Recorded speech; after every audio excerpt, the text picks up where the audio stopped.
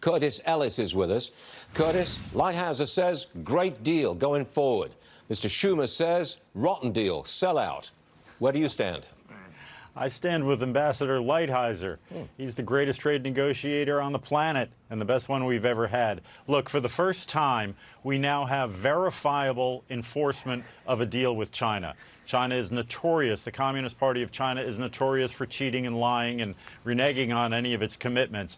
For the first time, when a company believes that its intellectual property is stolen or China's not living up to one part of this agreement, they don't have to go to China as they used to. They go to the U.S. Trade Representative for filing their complaint. And then we have a fast-track arbitration system to resolve the complaint, so we're not tied up for several years while the company goes bankrupt, while it's being ripped off by the Chinese.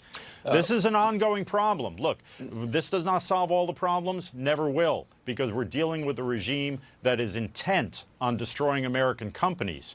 And so let's be clear here. This is a great deal, but don't lull yourself into believing that now we've solved our problem with China. China's always going to be a problem. The Communist Party of China is going to be a problem. Now, let's look forward into next year, because Treasury Secretary Mnuchin has said, look, phase two, discussion about phase two begins almost immediately. I think as soon as they've got phase one signed. Right. So this is going. Now, that's when you start to discuss more about intellectual property and changes within China's economy. That's phase two, right?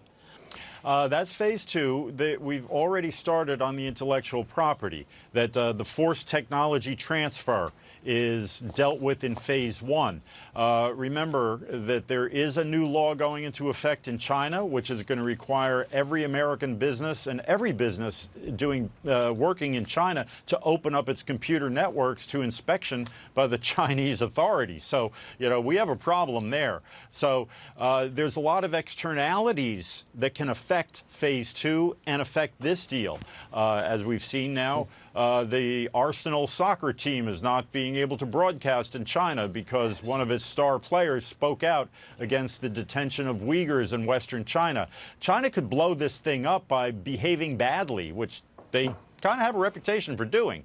But we're going to leave it at that. But bottom line is, your opinion is this is a good trade deal and it's a win for President Trump. Got it. Very good deal, big win. Curtis, thanks for joining us. See you again soon.